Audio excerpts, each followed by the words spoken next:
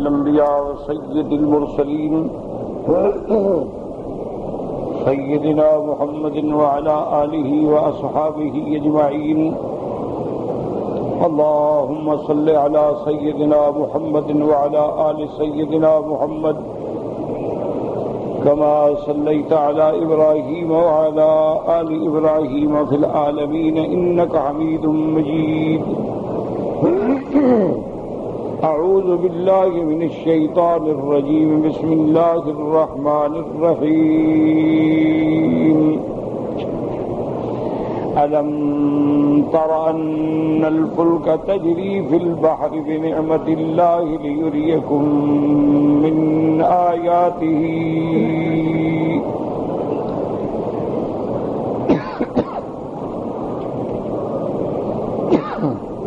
إن في ذلك لآيات لكل صبار شكور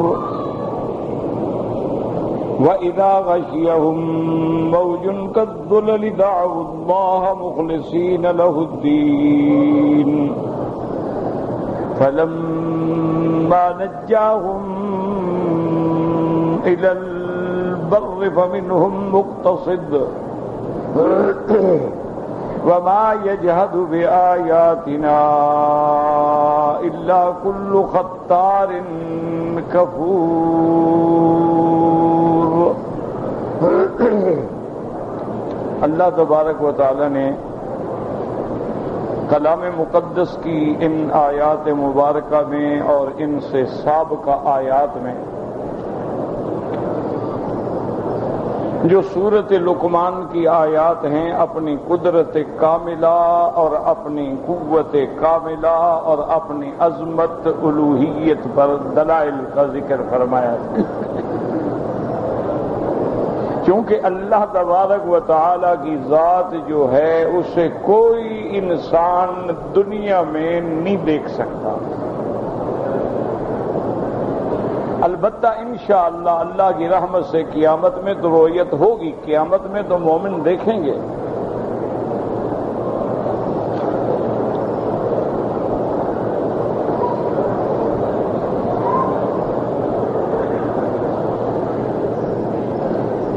لیکن دنیا میں رہتے ہوئے کوئی انسان اپنے اللہ کا دیدار نہیں کر سکتا، لیکن قیامت کا جو منظر ہے وہ تو عالم بقا ہے، یعنی مرنے کے بعد جب اللہ دوبارہ عالم پیدا فرمائیں گے تو عالم فنا نہیں ہوگا، وہ عالم بقا ہوگا، پھر وہ ہمیشہ رہے گا۔ اسی لیے صحیح حدیث مبارک میں آتا ہے کہ میرے آقا محبوب دو عالم رحمت دو عالم صلی اللہ علیہ وسلم 14ویں کی رات میں تشریف فرما تھے، صحابہ بھی موجود تھے۔ آپ نے صحابہ کو سمجھانے کے لیے مثال دی کہ بھی 14ویں کی چاند کے دیکھنے میں بھی کوئی شبہ ہے، یعنی پہلی رات کے چاند میں تو دھوکہ لگ سکتا ہے، کسی کو نظر آ گیا کسی کو نہ آیا، اور نظر آیا تو بڑا دھندلا سا ایک خط سا لکیر سی نظر آئی، لیکن 14ویں کی رات تو ایسی ہوتی ہے کہ بدر کامل ہو چکا ہوتا ہے تو ہر آدمی دیکھتا۔ تو انہوں نے عرض کیا کہ یا رسول اللہ صلی اللہ علیہ وسلم 14ویں کے چاند میں کس کو شبہ ہو سکتا ہے؟ آپ نے فرمایا انکم سترون ربکم ولا تضامون فی رؤیتہ، میرے آقا نے فرمایا کہ قیامت والے دن تم اپنے رب کا دیدار کرو گے اور اس کی رؤیت میں تم کوئی شک نہیں کرو گے، کوئی شبہ نہیں کرو گے، بڑی واضح دیدار ہوگا، بڑی واضح رؤیت ہوگی۔ اور اس طرح روایات کے جمع کرنے سے علماء فرماتے ہیں بعض لوگ وہ ہوں گے جن کو مہینوں میں زیارت ہوگی، اور بعض وہ ہوں گے جن کو ہفتوں میں زیارت ہوگی، اور بعض وہ ہوں گے جو روزانہ اپنے اللہ کے دیدار سے مشرف ہوں گے۔ تو قیامت میں تو رویت ہوگی لیکن دنیا میں رویت نہیں ہے۔ جب رویت نہیں ہے تو ایک سوال پیدا ہوتا ہے کہ ایک ایسی چیز جس کو ہم دیکھ نہیں سکتے اس کا ماننا تو بڑا مسئلہ ہے۔ اسی لیے لوگوں نے یہ سہارے ڈھونڈے ہیں، نہ کسی نے بتوں کا سہارا ڈھونڈا، کسی نے دیوی دیوتا کی شکل بنا دی، کسی نے عیسیٰ علیہ السلام کے دامن میں پناہ لی، کسی نے عزیر علیہ السلام کے دامن میں پناہ لی، کسی نے دنیا میں بزرگوں کے اور مزاروں کے سہارا لیا کہ خدا کو تو ہم دیکھ نہیں سکتے، شاید ان کے ذریعے ہم خدا تک پہنچ جائیں گے۔ لیکن یاد رکھیں کہ اللہ تبارک و تعالیٰ فرماتے ہیں کہ آپ مجھے نہیں دیکھ سکتے ہیں، لیکن میرے مصنوعات، میری مخلوقات، میری قدرت کی آیات کو تو دیکھ سکتے ہیں نا۔ ان کو دیکھنے کے بعد پہ دیکھو نا، اتنی بڑی عمارت بن گئی تو بنانے والے کے بغیر بن گئی۔ تو جب آپ میرے مصنوعات میں نظر ڈالیں گے، مخلوقات میں نظر ڈالیں گے، میری پیدا کردہ چیزوں میں نظر ڈالیں گے، تو آپ کو یقین ہو جائے گا کہ ان کے بنانے والا، ان کا خالق، ان کا مالک، ان کو سنبھالنے والی بھی کوئی ذات ہے۔ اسی لیے حکم ہے کہ آپ اللہ تبارک و تعالیٰ کی نشانیوں پہ غور کریں، اور جتنا جتنا نشانیوں پہ غور کریں گے اتنا اللہ کی عظمت پہ یقین کامل ہوتا جائے گا۔ اس لیے فرمایا الم تروا ان اللہ سخر لکم ما فی السماوات وما فی الارض، اللہ نے فرمایا کیا تم نہیں دیکھتے ہو کہ میں نے آسمانوں اور زمینوں کی چیزوں کو تمہارے تابع کر دیا، مسخر کر دیا، تمہارے کام میں لگا دیا۔ وَأَسْبَغَ عَلَيْكُمْ نِعَمَهُ ظَاهِرَةً وَبَاطِنَةً، اور میں نے تم کو نعمت ظاہرہ اور نعمت باطنہ سے ڈھانپ دیا ہے اپنی نعمتوں سے، کہ ظاہری نعمتوں پہ نظر ڈالو، باطنی نعمتوں پہ نظر ڈالو۔ تیری ظاہری اللہ کی نعمتیں، تمہیں انسان بنایا، احسن تقویم بنایا، تمہیں آزاد عطا فرمائے، تمہیں رہنے کے لیے زمین عطا فرمائی، چھت آسمانوں کی عطا فرمائی، اور باطنی نعمتیں تمہیں ایمان عطا فرمایا، اسلام عطا فرمایا، تصدیق عطا فرمائی، یقین عطا فرمایا۔ اور اس کے بعد فرماتی وَمِنَ النَّاسِ مَن يُجَادِلُ فِي اللَّهِ بِغَيْرِ عِلْمٍ، اور بہت سارے لوگ ایسے ہیں اور بعض لوگ ایسے ہیں جو اللہ کی ذات میں، صفات میں جھگڑتے ہیں، لیکن نہ ان کے پاس علم ہے، نہ کوئی ہدایت کا سرچشمہ ہے، نہ کوئی روشن کتاب ہے۔ وَإِذَا قِيلَ لَهُمُ اتَّبِعُوا مَا أَنزَلَ اللَّهُ، اور جب ان کو کہا جاتا ہے کہ تمہارے پاس کوئی کتاب نہیں، کوئی دلیل نہیں، کوئی برہان نہیں، کوئی حجت نہیں، تو آؤ اللہ کے قرآن کی پیروی کرو، اللہ کے قرآن کی اتباع کرو جو اللہ نے اتارا ہے اپنے نبی محمد مصطفیٰ پہ صلی اللہ علیہ وسلم۔ تو جواب کیا دیتی ہیں؟ قالوا بل نتبع ما وجدنا علیہ آباءنا، تو یہ جاہل، یہ مشرک، یہ کافر جواب دیتے ہیں کہ نہیں، ہم تو اپنے باپ دادا کے طریقے پہ چلیں گے، ہم اپنے آباء و اجداد کی تقلید کریں گے، ہم تمہاری بات نہیں مانتے ہیں۔ یاد رکھو کہ بعض لوگ جو ہیں وہ اللہ ہدایت عطا فرما دے، وہ کافروں کی تقلید کو مسلمانوں کی تقلید سے جوڑ کے نعوذ باللہ تقلید پہ شرک اور کفر کے فتوے لگا دیتے ہیں کہ دیکھو جی وہ بھی تو ماں باپ کی تقلید کرتے تھے، اور یہ بھی تو امام ابو حنیفہ، امام مالک، امام شافعی، امام احمد بن حنبل کی تقلید کرتے ہیں، یہ بھی تو قرآن پہ عمل نہیں کرتے۔ تو یاد رکھیں ان کے ماں باپ کافر تھے، کافروں کی تقلید حرام ہے، بات کو سمجھا کریں۔ اور وہ تقلید تھی اللہ کی توحید کے مقابلے پر، اللہ کی توحید کے مقابلے پہ تقلید تو سب کے نزدیک کفر اور شرک ہے، اللہ کے قرآن کے مقابلے پہ کوئی تقلید نہیں۔ یاد رکھو کہ تقلید ائمہ ان مسائل میں ہوتی ہے جو مسائل اجتہادی ہوتے ہیں۔ اگر قرآن میں نص موجود ہے، حدیث مبارک میں نص موجود ہے، تو پھر اجتہاد کی ضرورت ہی نہیں ہوتی کہ جائے کہ آدمی تقلید کرے۔ تو اس لیے یہ بلا وجہ تعصب ہوتا ہے، نعوذ باللہ کے مسلمانوں کو کافر بنا دیا، اور جو آیتیں کفار کے لیے اتری ہیں وہ مسلمانوں پہ منطبق کر لیں اور ساری دنیا پہ کفر کے فتوے لگا دیے۔ اللہ سے دعا کریں اللہ ان کو ہدایت عطا فرمائے۔ اب دیکھو نا کہ اگر عالم کے اندر چلو بھی مرزائی ہے، قادیانی ہے، شیعہ ہے، مشرک ہے، وہ تو پہلے کافر ہے، باقی دیوبندی بھی کافر، تبلیغی بھی کافر اور بریلوی بھی کافر، بچہ کون مسلمان؟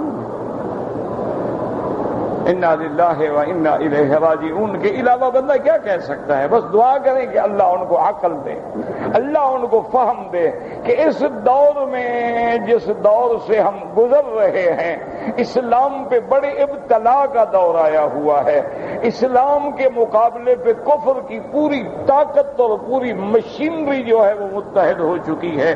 کافر مشرق میں ہے، مغرب میں ہے، یہود میں ہے، نصارہ میں ہے، ہنود میں ہے، وثنیہ میں ہے، سکھ میں ہے، بدھ مت میں ہے، یدھ مت میں ہے، اسلام کو مٹانے کے لیے سب کٹھے۔ اور ہماری بدقسمتی ہے کہ ہم چھوٹے سے مسائل پہ لڑ کے اور مسلمانوں میں تفرقے ڈال کے مسجدیں بھی الگ، مدرسے بھی الگ، جماعتیں بھی الگ، ہر چیز الگ، اور اپنی ساری علمی کاوشیں جو ہیں مسلمانوں کو کافر بنانے پہ لگا رہے ہیں۔ انا للہ و انا الیہ راجعون۔ تو اس لیے یاد رکھیں کافر یہ کہتے تھے کہ ہم توحید کی بات نہیں مانتے، قرآن کی بات نہیں مانتے، باپ دادے کی بات مانتے۔ فرمایا اَوَلَوْ كَانَ الشَّيْطَانُ يَدْعُوهُمْ إِلَىٰ عذاب السعیر۔ اللہ نے فرمایا بدبختو کیا تمہیں شیطان جہنم کی طرف بلائے اس کی بھی تقلید کر کے اندھے ہو کے پیچھے چلو گے؟ کچھ تو سوچو۔ اگر تمہارے ماں باپ جاہل ہیں، اگر تمہارے ماں باپ عالم نہیں ہیں، اگر تمہارے ماں باپ خود گمراہ ہیں تو ان کی تقلید کر کے تم بھی تو اندھیری وادیوں میں بھٹکو گے۔ اور اس کے بعد فرماتی ہیں مومن کون ہے؟ وَمَن يُسْلِمْ وَجْهَهُ إِلَى اللَّهِ۔ مومن کی شان یہ ہے کہ اپنے آپ کو اللہ کے تابع کر دے۔ وَهُوَ مُحْسِنٌ، اور وہ اپنے عمل اور اتباع خداوندی میں مخلص بھی ہو، خالص بھی ہو۔ فَقَدِ اسْتَمْسَكَ بِالْعُرْوَةِ الْوُثْقَىٰ، یہ وہ لوگ ہیں جنہوں نے مضبوط کڑے کو تھام لیا۔ وَإِلَى اللَّهِ عَاقِبَةُ الْأُمُورِ، اور تمام معاملات کا انجام جو ہے وہ اللہ کی طرف ہے۔ آگے اللہ پاک اپنے پاک پیغمبر کو تسلی دیتے ہیں کہ میرا مدنی آپ غم نہ کریں۔ وَمَنْ كَفَرَ فَلَا يُحْزِنْكَ كُفْرُهُ، اور جو کفر کرتے ہیں، شرک کرتے ہیں، آپ ان کے کفر کی وجہ سے غم میں نہ پڑیں کہ اللہ کی مرضی ہے، جن کے مقدر میں ہدایت ہے، ہدایت ہے، ضلالت ہے، ذرا آپ کیوں غم کرتے ہیں؟ آپ کی ذمہ داری ہے اللہ کا دین پہنچانا، آپ نے پہنچا دیا، بس بات ختم ہو گئی۔ اب اگر کوئی ایمان نہیں لاتا ہے تو آپ کیوں غم فرماتے ہیں؟ فرمایا الینا مرجعہم فننبئہم بما عملوا، میرا محبوب ان سب نے ہماری طرف لوٹ کے آنا ہے، پھر ہم ان کو بدلا دیں گے، ہم ان کو ان کے کفر پہ سزا دیں گے، ہم ان کو بتلائیں گے کہ تم نے دنیا میں کیا کیا ہے۔ ان اللہ علیم بذات الصدور، اور یہ سمجھیں کہ ہم چھپ جائیں گے تو اللہ تو دلوں کے بھید بھی جانتے ہیں، کہاں چھپو گے؟ لوگ سوچتے ہیں نا اتنے کروڑوں لوگ جو ہیں تو پتہ نہیں کوئی شاید چھپ جائے۔ اللہ نے فرمایا بندوں سے چھپ جائے نا، خدا سے کیسے چھپتا ہے؟ خدا تو تیرے دلوں کے بھید بھی جانتا ہے۔ نمتعہم قلیلا ثم نضطرہم الى عذاب غلیظ، ہم نے ان کو مہلت دی ہے کہ کچھ روز مہلت اٹھا لو، فائدہ اٹھا لو، پھر تمہیں عذاب کی طرف کھینچیں گے۔ وَلَئِن سَأَلْتَهُم مَّنْ خَلَقَ السَّمَاوَاتِ وَالْأَرْضَ، اللہ نے فرمایا میرا مدنی توحید کا مسئلہ تو ایسا واضح ہے، ایسا روشن ہے، ایسا چمکتا ہوا ہے کہ اگر ان کافروں سے بھی پوچھو، ان بتوں کے پجاریوں سے بھی پوچھو، ان غیر اللہ کے سجدے کرنے والوں سے بھی پوچھو کہ آسمانوں زمینوں کے بنانے والا کون ہے، تو کہیں گے اللہ۔ یہ تو یہ بھی مانتے ہیں بدبخت، یہ تو شرک کرتے ہیں کہ اللہ کی شان بڑی بلند ہے اور بادشاہ کو ہم براہ راست نہیں ملتے، ہم مشیر کے پاس جاتے ہیں، مشیر وزیر کے پاس جاتا ہے اور وزیر بادشاہ کے پاس جاتا ہے، اس لیے ہم نے اپنے وزیر پکڑے ہوئے ہیں، یہ ہمیں چھڑوائیں گے۔ کافروں کا بھی یہی اعتقاد تھا، لیکن یاد رکھو وزیر مشیر کی تو وہاں ضرورت ہوتی ہے جہاں بادشاہ سنتا نہ ہو، اور جو بادشاہ ہر رات عدالت لگا کے بیٹھا ہو اور پکارے حل من سائل، ہے کوئی مانگنے والا، اس کے لیے پھر وزیر مشیر یا سیڑھیوں کی کیا ضرورت ہوتی ہے؟ اللہ پاک تو روزانہ ہر رات آسمان دنیا پہ تشریف لاتے ہیں جیسے اللہ کی شان کو زیبا ہے، اور فرماتے ہیں حل من سائل، ہے کوئی مانگنے والا، ہے کوئی رزق مانگنے والا، ہے کوئی میری رحمت کا طلب کرنے والا۔ وہاں سے تو آواز آ رہی ہے کہ مانگو، تم نہ مانگو تو وہ ناراض ہو جاتا ہے، لوگوں سے مانگتے ہو تو ناراض ہو جاتے ہیں، اور اللہ سے نہ مانگو تو ناراض ہو جاتا ہے۔ اللہ فرماتے ہیں ادعونی، مجھے پکارو، یہ نہیں فرمایا میرے وزیروں کے پاس جاؤ، میرے مشیروں کے پاس جاؤ، میرے محبوبوں کے پاس جاؤ، میرے پیاروں کے، فرمایا ادعونی استجب لکم، میرے بندے تم براہ راست مجھے پکارو، میں تمہاری پکار سن کے جواب دیتا ہوں۔ جب بندہ کہتا ہے یا اللہ، آواز آتی ہے لبیک عبدی، مانگ میرے بندے، کیا مانگتے ہو، کیا مانگتے ہو، مانگو، سوال کرو۔ اس لیے اللہ پاک نے فرمایا وَلَئِن سَأَلْتَهُم مَّن خَلَقَ السَّمَاوَاتِ وَالْأَرْضَ، اگر آپ ان سے سوال کریں کون ذات ہے جس نے آسمانوں اور زمینوں کو بنایا ہے، کیا کہیں گے؟ لا یقولن اللہ، اللہ نے فرمایا قل الحمد للہ، میرا مدنی کہہ دو الحمد، اللہ کا شکر ہے، میرا مسئلہ تو ثابت ہو گیا، دعویٰ تو ثابت ہو گیا، توحید تو ثابت ہو گئی، دشمن نے بھی مان لیا کہ خالق وہی ہے۔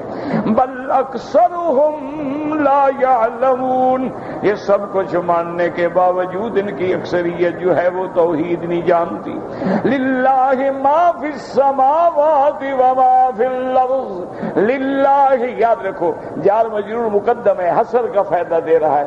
اللہ نے یہ نہیں فرمایا ما فی السماوات والارض للہ، فرمایا للہ ما فی السماوات وما فی الارض، اللہ ہی کے لیے ہے، صرف اسی ہی کے لیے ہے، جو آسمانوں میں ہے، جو زمینوں میں ہے، وہ کس کے لیے ہے؟ ہاں جی، اچھا پیر فقیر جو ہے یہ آسمان میں ہوں گے یا زمین میں ہوں گے اور کوئی جگہ ہے؟ اگر اسی میں ہے تو کس کے لیے ہے؟ تو جب سب اسی کے لیے ہے تو سارے اسی کے محتاج۔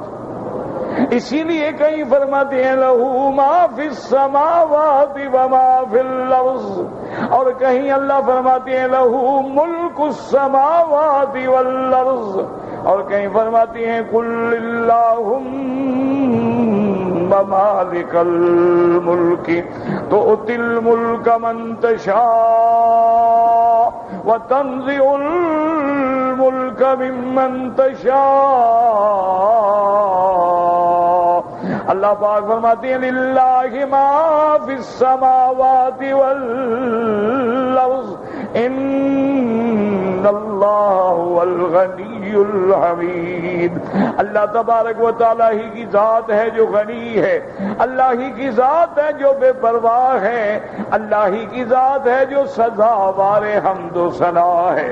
اور اس کے بعد فرمایا وہ تو ایسی شان والا خدا ہے وَلَوْ أَنَّ مَا فِي الْأَرْضِ مِنْ شَجَرَةٍ أَقْلَامٌ وَالْبَحْرُ يَمُدُّهُ مِنْ بَعْدِهِ سَبْعَةُ أَبْحُرٍ والبحر يمده من بعده سبعة أبحر ما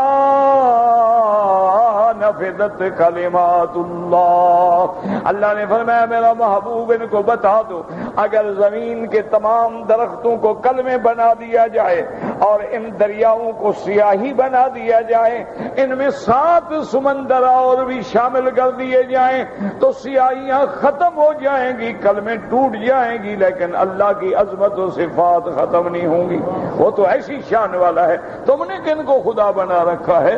تم نے دیوی دیوتا بنا رکھا ہے، تم نے سورج کو خدا بنا رکھا ہے، تم نے چاند تاروں کو خدا بنا رکھا ہے، تم نے ہاتھ کے لکیروں کو خدا بنا رکھا ہے، تم نے اپنے ہاتھوں سے بنائی ہوئی مزاروں کو خدا بنا رکھا ہے۔ غور کرو کہاں خدا اور کہاں یہ نسبت خاک رب عالم پاک۔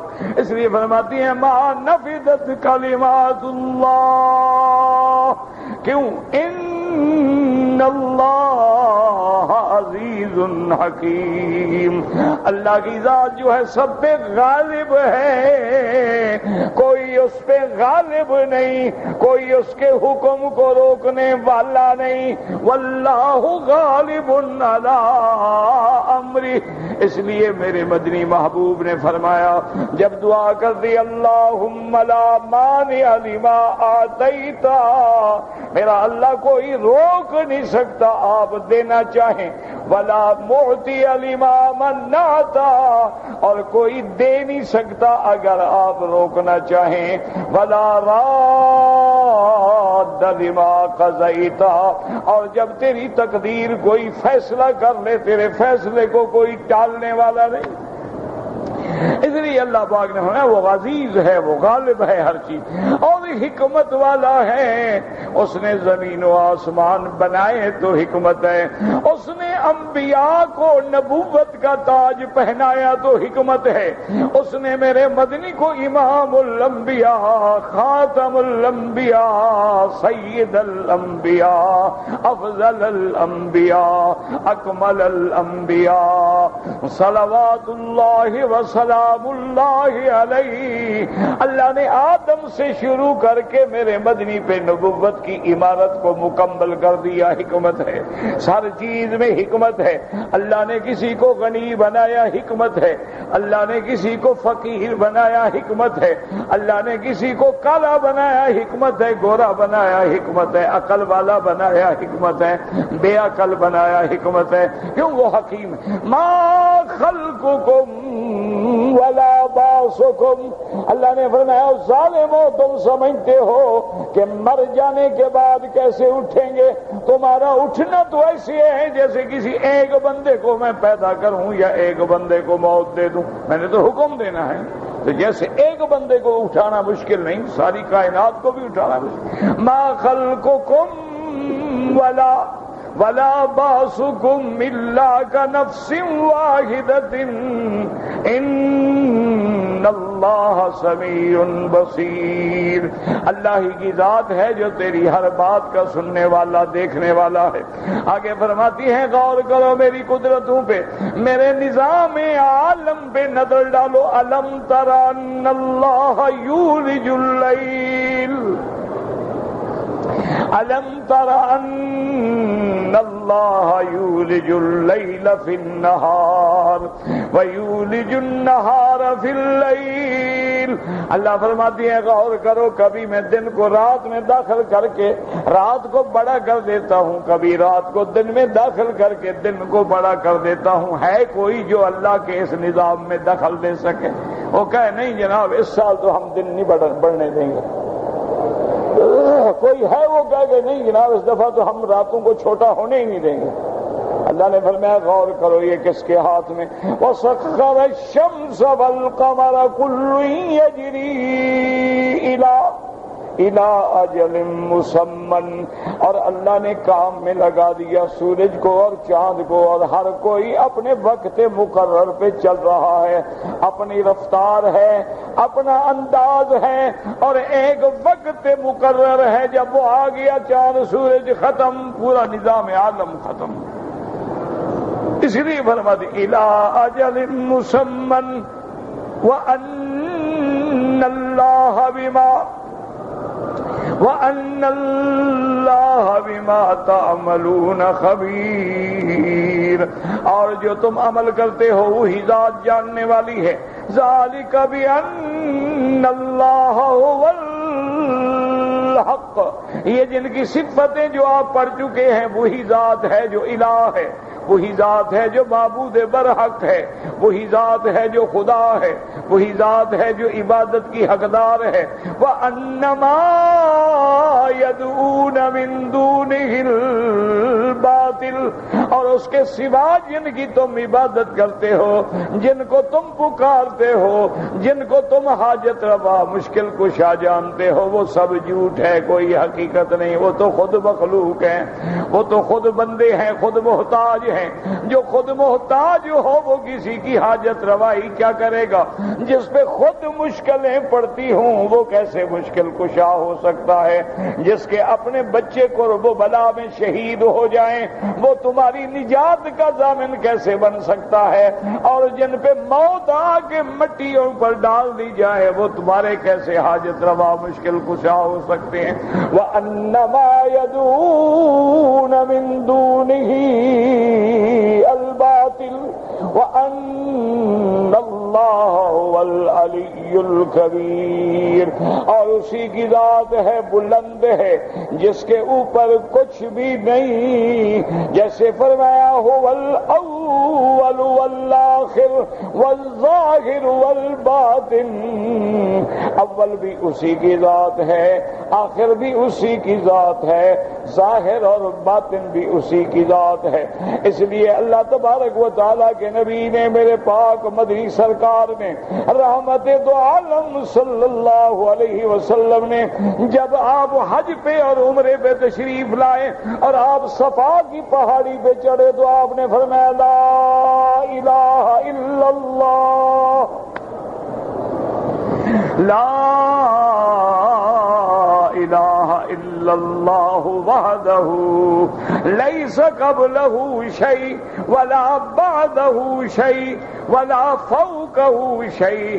اللہ کے نبی کلمہ پڑھ رہے ہیں، توحید کا اعلان کر رہے ہیں، لا الہ الا اللہ وحدہ لا شریک لہ، لہ الملک ولہ الحمد یحیی ویمیت وہو علی کل شیء قدیر۔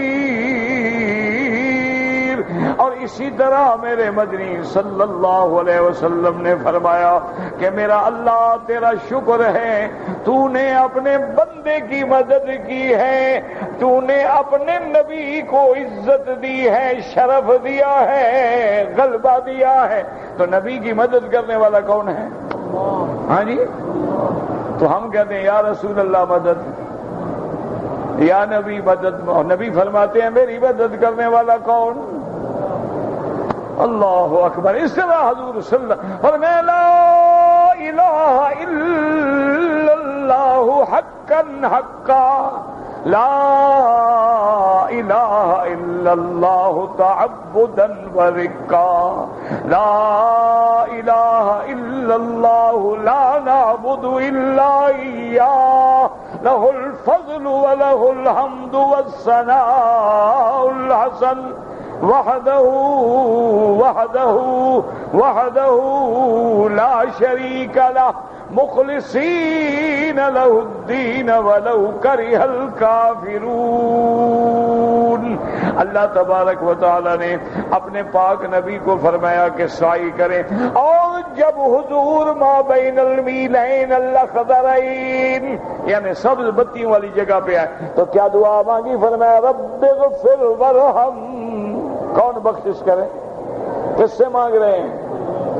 رب اغفر وارحم واعف وتکرم وتجاوز عما تعلم انك تعلم ما لا نعلم انك انت اللہ الاعز الاکرم۔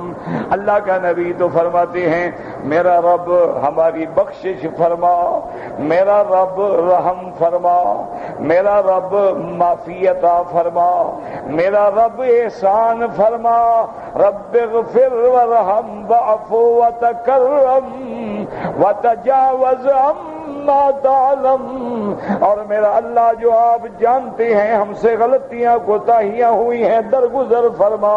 کیوں؟ انک تعلم ما لا نعلم، آپ جانتے ہیں ہمیں تو اپنی غلطیاں بھی یاد نہیں ہیں۔ انک انت اللہ الاعز الاکرم، سب سے عزت والا شان والا بھی تو، اور سب سے زیادہ رحم اور کرم فرمانے والی بھی تیری ذات ہے۔ اس لیے اللہ پاک نے فرمایا کہ اس کی صفتیں تو ایسی ہیں کہ غور کرو۔ ذالک بأن اللہ هو الحق وأن ما يدعون من دونه الباطل وأن اللہ هو العلی علیمن الذی لا اعلی منہ الکبیر الذی اکبر من کل شیء فکل خاضع لہ، ہر چیز اس کے آگے جھکنے والی، ہر چیز اس کے آگے سائل مانگنے والی ہے۔ تمام انبیاء، ملائکہ، تمام مجتہدین، فقہاء، علماء، اولیاء سب تیرے دروازے پہ مانگنے والے ہیں، سب تیرے دروازے پہ سائل ہیں، سب تیرے دروازے پہ ہاتھ پھیلا کے کھڑے ہیں اور تیری رحمت کے ملتجی ہیں، تیری رحمت کے سوالی ہیں۔ اور آگے اللہ فرماتی ہے میرے بندے پھر نظر دوڑاؤ میری نعمتوں پہ۔ الم تر ان الفلک تجری فی البحر، الم تر ان الفلک تجری فی البحر بنعمت اللہ لیریکم من آیاتہ، کیا تو نہیں دیکھتا ان الفلک، کشتی دریا میں جو چل رہی ہے یہ بھی اسی کی نعمت و احسان ہے، اسی کی رحمت سے چل رہی ہے۔ اب جاہل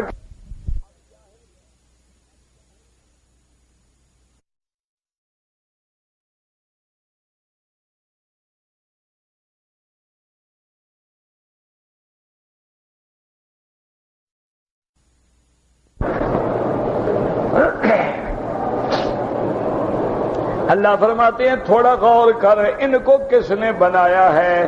انجن بنانے والوں کو کس نے بنایا؟ ان کو عقل کس نے دی؟ نتیجہ کیا نکلا؟ کون بنانے والا؟ اللہ فرماتے ہیں میں پانی نہ بناتا تم کشتیاں کہاں چلاتے؟ دریا ہی نہ ہوتے، سمندری نہ ہوتے، کہاں چلاتے کشتی؟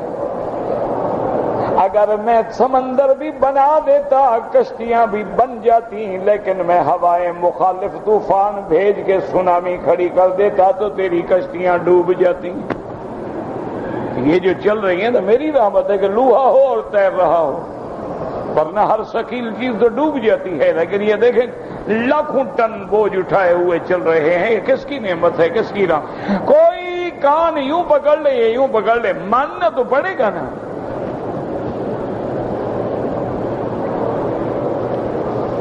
ہم چھوٹے تھے تو جہاز، بحری جہاز میں سفر کر رہے تھے، والد صاحب رحمت اللہ علیہ بھی زندہ تھے۔ پہلے بحری جہازوں پہ حاجی آتے تھے، بڑا جہاز تھا ماشاءاللہ، 4-4 ہزار 5-5 ہزار آدمی آتے تھے، اکبری تھا یا پتہ نہیں کیا تھا۔ ہمارا جو جہاں ہمارا ساتھی سارے ہم نے جگہ بنائی ہوئی تھی، ہمارے راستے میں ایک شیعہ صاحب بھی تھے۔ اچھا، ہم لوگ نماز کے وقت جاتے، نماز پڑھتے، جماعت کرتے، اذان دیتے باقاعدہ، اور اگر ٹائم ہوتا تو والد صاحب درس قرآن بھی دیتے تھے جہاز میں، باقاعدہ مسجد تھی بڑی ماشاءاللہ۔ وہاں سے جب ہمیں گزرتے نا جی وہاں سے، تو وہ ہمیں آمدن چھیڑتا، یا علی مدد یا علی مدد کہتا، وہ ہمیں چھیڑتا کہ یہ ہمارے ساتھ چھیڑیں گے، ہم تو خیر بچے تھے۔ ایک دن اتفاق ایسا ہوا کہ جہاز میں اعلان ہوا کہ بھئی ہر آدمی ذرا ہوشیار رہے اور اپنی جگہ سے زیادہ حرکت نہ کرو، آگے ہم ایک طوفان سے گزرنے والے ہیں، سمندر میں شدید طوفان ہے اور ہم نے اس سے گزرنا ہے، اور کم از کم اس میں 7-8 گھنٹے ہمیں لگیں گے۔ بہرحال تھوڑی دیر کے بعد جہاز جب طوفان میں آیا نا جی، وہ تو ایسے ماشاءاللہ طوفان میں ڈول رہا تھا جیسے کوئی ایک عام چھوٹی سی لکڑی ڈولتی ہو. ہاں سے اٹھا کے ادھر کا سامان ادھر اور ادھر کا سامان ادھر، اور الٹیاں، اور لوگ بیمار ہو گئے، جو اٹھے گر جائے بیچارہ. اچھا ہم چونکہ چھوٹے تھے، لڑکے تھے، تو ہم وہ بھگت، ہمیں وہ الٹیاں شلٹیاں نہیں آئیں. اب جناب ہم جب اس کے ساتھ گزرے تو وہ بھی بیٹھا یا اللہ بچا لے. اور اب میں اس کے پاس میں نے کہا حضرت علی نہیں پہنچے. وہ کہتے چھوڑ یار یہ کوئی شراب ڈوب رہے ہیں، تم شراب کرو، شراب تو تم کرتے تھے اللہ کے بندے. میں نے کہا کیا خیال ہے؟ حضرت علی مصروف ہو گئے، کسی دوسری طرف چلے گئے. تو یاد رکھو کافر ہو یا کوئی بھی ہو نا، ایک وقت ایسا آتا ہے وہ کہتا ہے یا اللہ، ماننا پڑتا ہے. ہر حال میں اس کو ماننا پڑتا ہے، وہ کمیونسٹ ہو، وہ دہریہ ہو، وہ منکر خدا ہو، وہ منکر انبیاء ہو، وہ منکر اولیاء ہو، وہ منکر رسول ہو، کچھ بھی ہو، لیکن ایک گھڑی اس پہ ضرور ایسی آتی ہے جب اس کو بھی کہنا پڑتا ہے کہ اللہ اب تو رحم. اس لیے قرآن فرماتا ہے کہ ذرا غور کرو یہ کشتیاں کس کی رحمت سے چل رہی. ہم آپ کو اپنی نشانیاں دکھلاتے ہیں. ان فی ذالک لآیات، ان فی ذالک لآیات لکل صبار شکور. ان میں میری قدرت کی نشانیاں ہیں، لیکن ان کے لیے جو ہر مصیبت پہ صبر کرنے والے اور ہر راحت پہ میرا شکر کرنے والے ہیں، جو ہر حال میں مجھے پہچانتے ہیں، ان کو یہ نشان. وَإِذَا غَشِيَهُم مَّوْجٌ كَالظُّلَلِ، وَإِذَا غَشِيَهُم مَّوْجٌ كَالظُّلَلِ دَعَوُا اللَّهَ مُخْلِصِينَ لَهُ الدِّينَ. اللہ فرماتے ہیں میرا مدنی، ان کافروں کا، مشرکوں کا، ان غیر اللہ کے پجاریوں کا، ملنگوں کا یہ حال ہے. وَإِذَا غَشِيَهُم مَّوْجٌ، جب ان کو دریا میں طوفان کی موجیں گھیر لیتی ہیں، اور موجیں ایسی آتی ہیں کالظلل، جیسے بادل ہوتی ہیں، ایسے موجیں بڑی بڑی. اب کیا کرتے ہیں؟ دعوا اللہ، پھر مجھے پکارتے ہیں اللہ مہربانی کر. اب سب بھول گئے. مخلصین لہ الدین، خالص، پکار بھی خالص. اب یہ نہیں کہتے تجھے واسطہ، تجھے پیران پیر کا واسطہ، تجھے فقیر کا واسطہ، تجھے شباز کلندر کا، نہ کہتے سیدھا اللہ مہربانی. اب مر رہے ہیں، اب بچاؤ. اب ڈوبے، پتہ ہی کہ یہاں تو کوئی نہیں پہنچے گا نا، سمندر کے درمیان میں کون پیر جائے گا؟ مرنا ہے اس نے کہ وہاں جائے. وہ جو ہیں کشتی والے وہ ڈوب رہے ہیں، تو پیر کیا کرنے جائے گا؟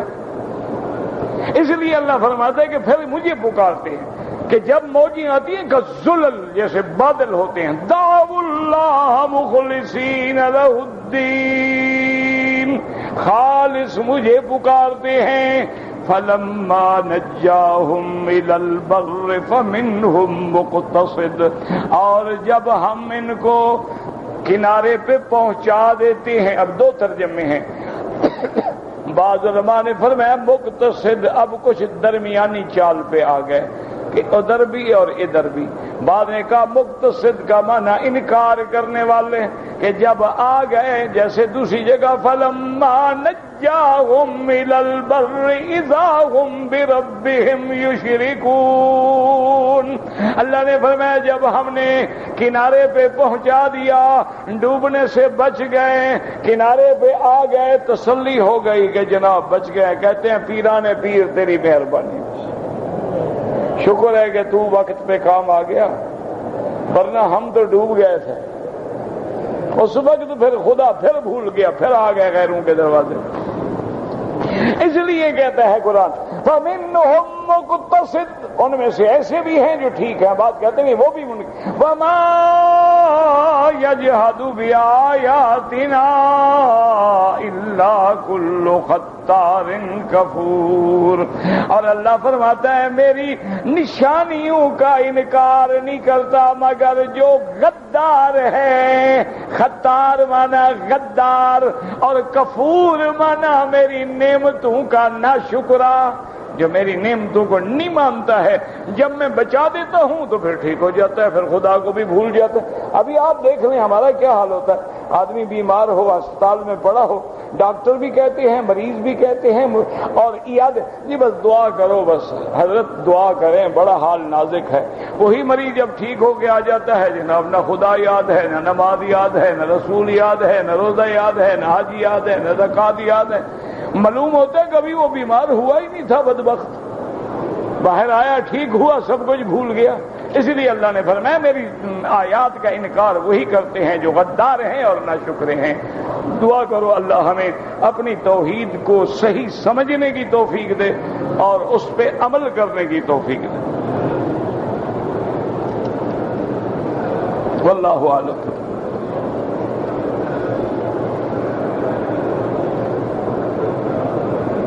بہرحال یاد رکھیں کہ دو بہنیں ایک نکاح میں اکٹھی نہیں ہو سکتی، اسی طرح خالہ بھانجی بھی اکٹھی نہیں ہو سکتی۔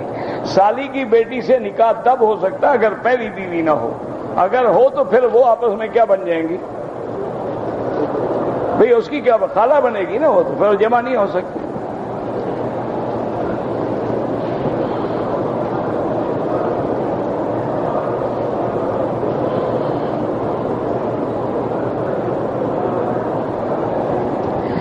جی کہ میرے بھائی کی شادی ہے، میری والدہ مہندی کی رسم کرنا چاہتی ہیں، میرا بھائی یہ سارے بدعات ہیں، اس کا شریعت یا سنت میں کوئی ثبوت نہیں، اور تم بھی اس کو کفر اسلام کی جنگ نہ بناؤ۔ اور کون سے کام ہیں جو تم سارے سنت پہ کر رہے ہو؟ ایک مہندی پہ آگے اڑ گیا، اسی پہ رشتے توڑ بیٹھو، یا فتنے ہو جائیں، جھگڑے ہو جائیں، آپس میں نکاح ٹوٹ جائیں۔ چھوڑو اس بات کو، اگر وہ کوئی ضد کرتا ہے کرنے دو، بس تم گانا بجانا، ڈھول تماشے، قصے کہانیاں نہ کرو۔ اور مرد جو ہیں وہ عورتوں کے ساتھ مختلط نہ ہوں، لڑکیاں جائیں، لڑکی کو مہندی لگائیں، وہ لڑکیاں آپس میں ملیں، بیٹھیں، اٹھیں، آ جائیں، بس کوئی بات نہیں، کیا ہو گیا؟ کون سا کفر اسلام کا مسئلہ ہے؟ شادی کے لیے کچھ اسلام میں رعایات ہیں، کچھ خوشی کا اظہار ہو، کوئی بات۔ ایک ہے ہمارے ملک میں رسم بن گئی ہے کہ ابھی میں اخبار میں پڑھ رہا تھا، وہ ایک ہندو کی شادی ہو رہی ہے نا، ایک لڑکی کی 45 لاکھ روپے کی مہندی آئے گی صرف۔ وہ راجستھان میں ایک جگہ ہے، وہاں وہ مہندی بنتی ہے، 1.5 لاکھ روپے کا 1 کلو بکتا ہے۔ انہوں نے تو 15 کلو خریدی تھی، وہ کمپنی والوں نے 15 کلو اپنی طرف سے بھی بھیج دی ہے کہ نیکی کے کام میں ہمارا بھی تو حصہ ہو جائے۔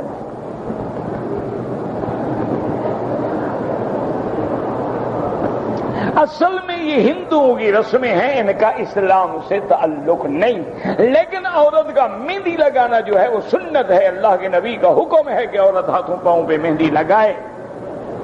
لہذا تم اس کو جنگ نہ بناؤ، نہ بلا وجہ اپنی ماں سے ٹکراؤ، نہ بلا وجہ گھر میں فتنے پیدا کرو۔ کوشش یہ کرو کہ وہاں جو آج کل رواج ہے کہ مرد ہیں، لڑکیاں ہیں، گانے ہیں، رقص ہے، ڈانس ہے، ان چیزوں سے بچیں، چپ کر کے جائیں، وہ دلہن کو مہندی لگا دے، کوئی بات نہیں، کچھ نہیں ہوتا، کیا ہو گیا؟ اتنے سخت بھی نہ بنو گے بندہ ٹوٹ جائے، اور اتنے نرم بھی نہ بنو گے اللہ اور اللہ کے نبی کی سنتوں کو چھوڑ بیٹھو۔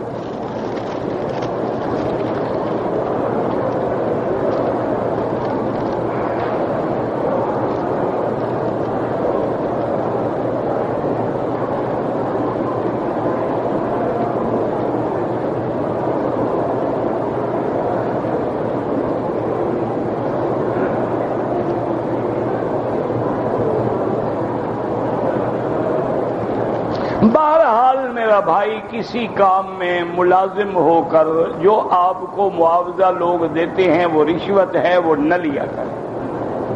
اللہ کے خزانے میں کوئی کمی نہیں ہے، استغفار زیادہ پڑھا کرو روزانہ کم از کم 2000 دفعہ 3000 دفعہ استغفر اللہ، انشاءاللہ کبھی تمہیں غیر سے مانگنے کی ضرورت نہیں پڑے گی، اللہ کے خزانے سے دروازے کھل جائیں گے، اللہ تبارک و تعالی رزق حلال عطا فرمائے گا، اسی میں برکت عطا فرمائے گا۔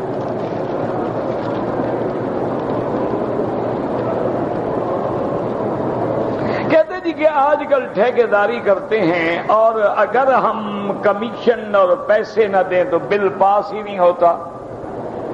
میرا بھائی بات سنو، پہلے تو کوشش یہ کرو کہ ہر اس کام سے بچو جس میں لین دین، رشوت، حرام، سود، سٹا، قمار، جوا، ان سے بچنے کی کوشش کرو۔ اگر کوئی حل نہیں ہے، اب ایک کام یہ ہے کہ تم نے بھی ماشاءاللہ سریا لگایا ہے 2 بوسے کا، لگانا تھا 3 کا، اب تم کمیشن دے کے پاس کروا رہے ہو تو دونوں پہ لعنت ہے، لینے والے پہ بھی دینے والے پہ بھی، تم بھی تو دھوکہ کر رہے ہو نا، فائدہ اٹھا رہے ہو۔ ایک کام یہ ہے کہ تم نے بالکل نقشے کے مطابق سر انجام دیا ہے، لیکن آگے افسر ظالم بیٹھے ہوئے ہیں، جب تک پیسے نہ دو پاس نہیں کرتے، پھر اگر تم دو گے تو لینے والے پہ لعنت ہے، تم مظلوم ہو، مجبور ہو، تم پہ کوئی لعنت نہیں۔ اگر تم فائدہ اٹھا رہے ہو تو دونوں مجرم ہو۔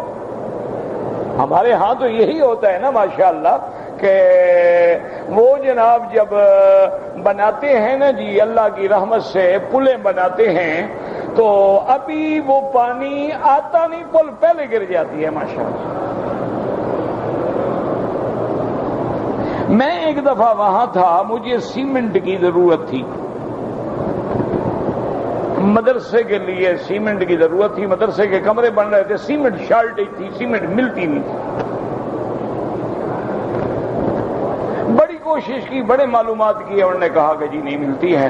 اور آپ کو پتا ہے کہ دیہاتوں میں جب دن بڑے ہوتے ہیں تو کام ہوتے ہیں، پھر تو ٹھنڈا وقت آ جائے، دن چھوٹے ہو جائے، پھر مزدوری مہنگی پڑتی ہے۔ تو ایک B&R کا اس روڈ کے جو افسر ہوتے ہیں نا، اس کو میں ملا، میں نے کہا یار ہمارے مدرسے کے لیے ہمیں سیمنٹ ضرورت ہے، کوئی 10 بوری کے قریب، کسی طریقے سے تم منظوری کرا دو یا کوئی حل ہو، ہم سے پیسے لے لو۔ اس نے کہا ٹھیک ہے حضرت، مسئلہ ہی نہیں ہے، آپ نے پہلے کیوں نہیں بتایا؟ میں فجر کی نماز پڑھ کے جب آیا تو میری عادت تھی کہ میں مسجد سے نماز کے بعد درس میں آ کے ڈیرے پہ آ کے تھوڑا سا لیٹ جا، پھر چائے پیتا تھا۔ آیا تو آگے تو ماشاءاللہ تو 300-400 بوری سیمنٹ پڑی ہوئی۔ دل میں بڑا خوش ہوا، میں نے کہا یار ماشاءاللہ میں بھی پیر ہو گیا ہوں، رات کو جن شن پھینک گئے۔ میں نے وہ بلایا ڈیرے پہ نوکر کو، یہ کیا ہے؟ انہوں نے کہا جو ٹرک بھیجا تھا فلاں افسر نے، وہ آ کے ڈال گیا۔ میں نے کہا فوراً موٹر سائیکل پہ جاؤ، اس کو لے آؤ۔ وہ خیر گیا، اس کو لے آؤ۔ یہ کیا کیا؟ انہوں نے جی آپ نے سیمنٹ مانگی حضرت، اب 3-4 بوری دیتے ہوئے بھی حیا آتی ہے، آپ نے زندگی میں ایک دفعہ کام کہا ہے، میرے کو باپ کی ہے، سرکاری ہے، میں نے آپ کو بھیج دی ہے۔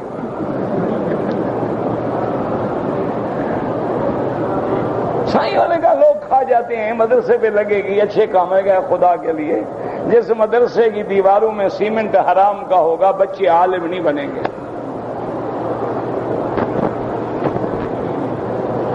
جس مدرسے میں حرام کھلایا جائے کبھی عالم نہیں بنے گا، وہ ظالم تو بنے گا، ڈاکو بنے گا، چور بنے گا، عالم نہیں بنے گا۔ اللہ کا قرآن حدیث دل میں ٹکتا ہی نہیں ہے کہ جب تک اندر برتن پاک نہ ہو۔ پلید برتن میں دودھ ڈالو گے دودھ پھٹ جائے گا۔ میں نے کہا فوراً اٹھاؤ مہربانی کر۔ اس نے کہا حضرت اب فوراً تو ہم نہیں اٹھا سکتے، کوئی دیکھے گا پکڑے جائیں گے، جیسے رات کو اندھیرے میں ڈالی تھی اندھیرے میں لے جائیں گے۔ میں نے کہا چلو تم اندھیرے میں لے جاؤ، لیکن میری مہربانی کرو، میری خدا کے لیے جان چھڑاؤ۔ اور اب وہ 10 بوریاں جو میں نے کہا تھا وہ بھی نہیں دیں گے۔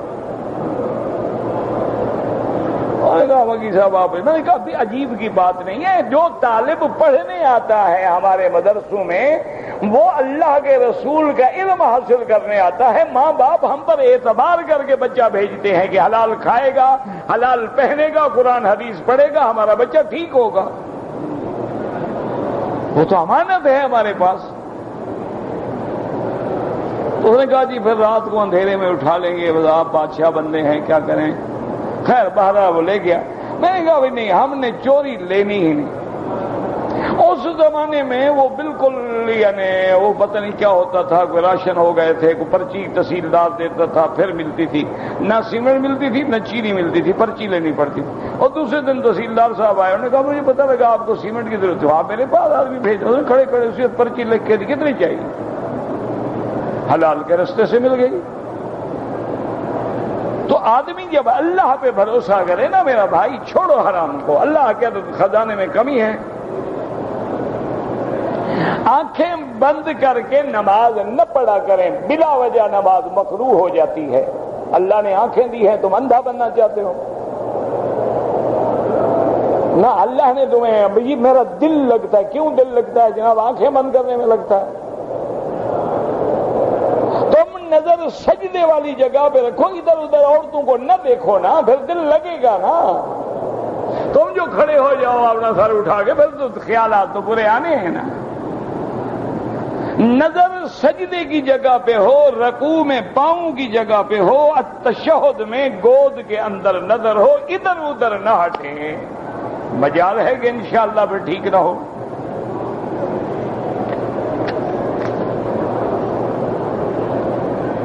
اللہ عالم الربانی لکل عالم اذا كان عالم بالکتاب والسنہ لا شک فی ذلک انہم من علماء الربانیین۔ نماز جنازہ کا سلام ایک طرف پھیرنا بھی جائز ہے، ایک سلام سے نماز پوری ہو جاتی ہے، لیکن دوسرا سلام پھیرو وہ بھی جائز ہے۔ تم دو پھیرو، ایک پھیرو، کو مسئلہ نہیں۔ احناف دو پھیرتے ہیں کہ جتنے کلمات زیادہ اتنا ثواب زیادہ۔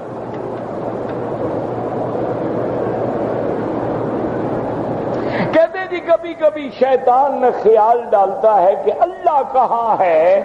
اللہ عرش پہ ہے، جیسے اس کی شان کو زیبا ہے۔ الرحمن علی العرش استویٰ، 17 جگہ قرآن کہتا ہے۔ آپ جو ہاتھ اٹھاتے ہیں معلوم ہوا کہ اللہ کی ذات بلند و بالا ہے نا، اسی لیے اوپر سے مانگ رہے ہیں نا آپ۔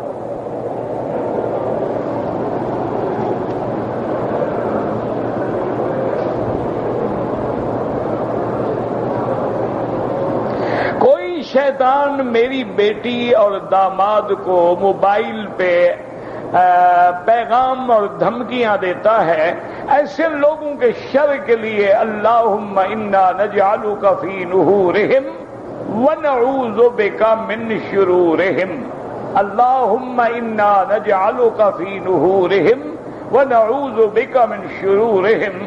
یہ پڑھ لیا کریں اور کچھ عرصے تک اپنے موبائل بند رکھیں، یا ٹریس کرنے کی کوشش کریں کہ یہ کون شیطانی کرنے والا ہے، اس کی رپورٹ کر دیں، ٹھیک ہو جائے گا۔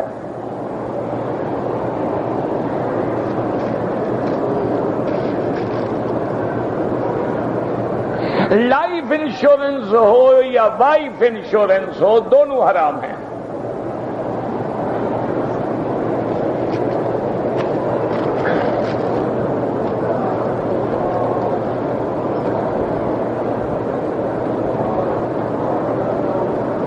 بہرحال ہمارے قریب ایک مسجد ہے، وہ امام جو ہے پکا قبر پرست ہے، اس کے پیچھے نماز نہیں ہوتی۔ اپنی جماعت کر لیا کرو، یا کوئی دوسری جگہ دیکھو جہاں صحیح عقیدے کا امام ہو۔ دعا کرو اللہ اس کو ہدایت دے دے۔ کوئی اللہ کے آگے مشکل ہے یار، کعبہ شریف میں دعا مانگا کرو نا۔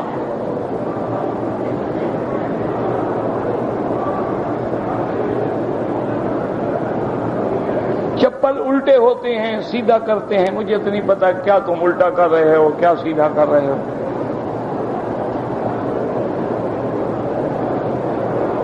میں نے عمرہ کر لیا ہے، مزید عمرہ کرنا چاہتا ہوں، بالکل کریں، مسجد عائشہ سے، مسجد جیرانہ سے، جتنا مرضی ہے، نفلی عمرے کرو مرضی، نہ کرو مرضی۔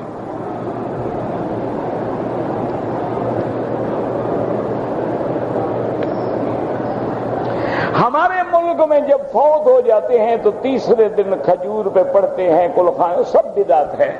ویسے جب کوئی مر جائے اس کے لیے قرآن پڑھو، روز پڑھو، پورا مہینہ پڑھو، یہ کیا ہے کہ تیسرے دن پڑھو؟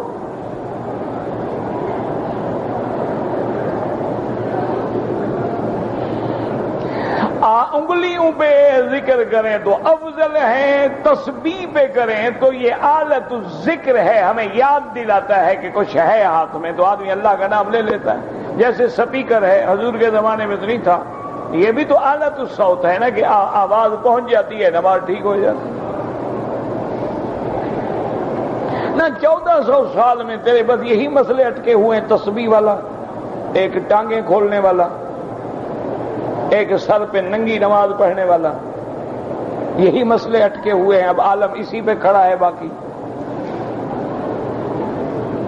خدا کا خوف کرو یار، اللہ کے نبی کی امت کو کیوں لڑاتے ہو؟ یہ تو رحمت کی باتیں ہیں بھئی، جگہ کھلی ہے، تھوڑا کھلا کھڑا ہو گیا، رش ہو گیا، مل کے کھڑے ہو گئے، کیا کوئی مسئلہ نہیں۔ جب حج میں آبی جیسے ماشاءاللہ جمعہ کے دن رشتہ تھا، ٹانگا کھولو تو ماشاءاللہ اگلے پاؤں پہ اوپر پاؤں رکھ دیں گے۔ جگہ نہیں مل رہی تھی، میں نے خود ایسے سکڑ کے نماز پڑھی۔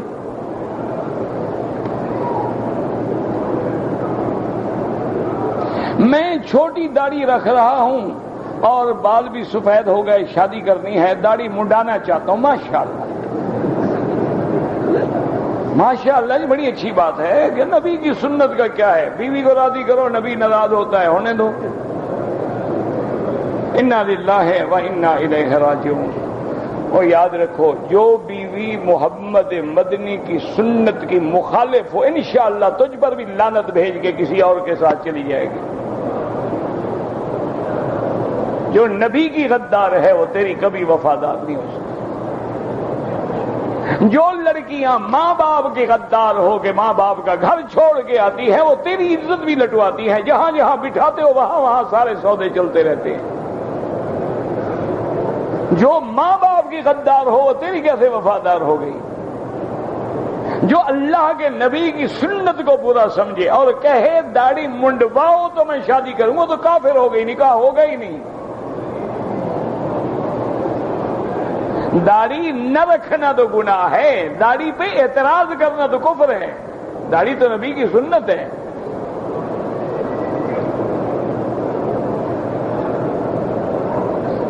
ایک آدمی 1 مہینے بیمار رہا، فوت ہو گیا، اب اس کی نمازیں ہیں، اس کے ورثاء پڑھ لیں اس کی طرف سے یا فدیہ ادا کر لیں۔ فون پر نکاح نہیں ہوتا، نکاح کے لیے میاں بیوی کا ایک مجلس میں ہونا ضروری ہے، یا لڑکی کا ولی الامر موجود ہو، ورنہ نکاح نہیں ہوتا۔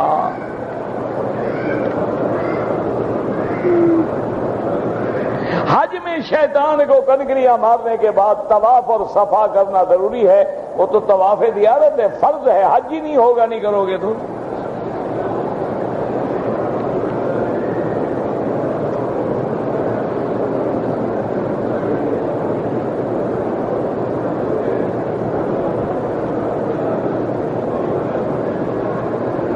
بابا ہر دنیا میں اچھے بھی ہوتے ہیں، برے بھی ہوتے ہیں، یہ نہ حضور پاک کے زمانے میں دیکھے نا، جہاں ابو بکر صدیق تھا تو وہاں ابو جہل بھی تو تھا نا،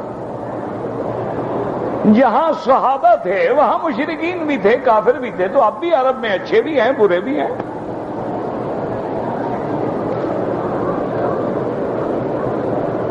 آدمی 8 دن کے بعد عمرہ کرے، بال تھوڑے ہوں گے، اس طرح پھروانا ہوگا، کٹوانے کے قابل ہی نہیں ہے۔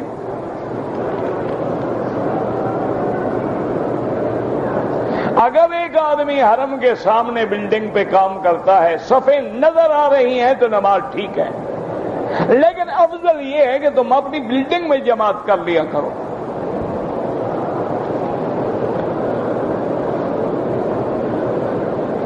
گھر میں یا دکان میں تصویر لٹکانا حرام ہے، پیر کی ہو یا بیوی کی ہو، کسی کی بھی ہو ناجائز ہے۔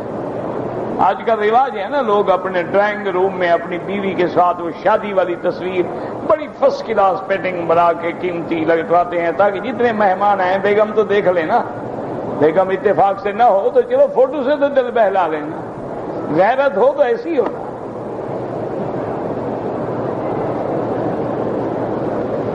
دیکھیں گے تو تعریف کریں گے نا کہ بھئی کپل بڑا اچھا ہے۔ تقلید کرنا جاہل کے لیے ضروری ہے. فاسألوا اہل الذکر ان کنتم لا تعلمون اہدنا الصراط المستقیم صراط الذین انعمت علیہم.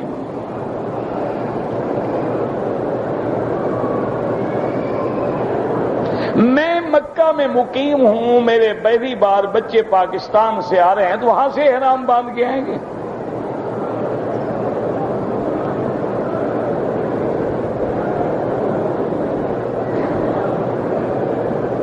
بہرحال یہ ہے کہ اگر ایک عورت دبئی سے آئی ہے، ایام حیض آ گئے، احرام نہیں باندھا تو دم پڑ گئی، وہ نیت کر سکتی تھی حالت حیض میں. اب مدینے جا کے عمرہ کرے اور ایک دم بھی ادا کرے.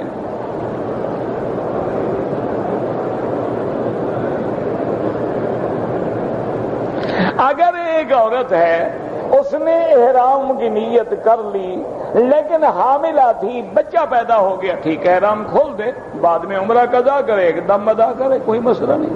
ربنا تقبل منا انك انت السميع العليم وتب علينا انك انت التواب الرحيم. اللهم اجعل لنا وللمسلمين من كل هم فرجا ومن كل ضيق مخرجا ومن كل بلاء عافية بلاء عافية بلاء عافية بلاء عافية بلاء عافية بلاء عافية بلاء عافية بلاء عافية بلاء عافية بلاء عافية بلاء عافية بلاء عافية بلاء عافية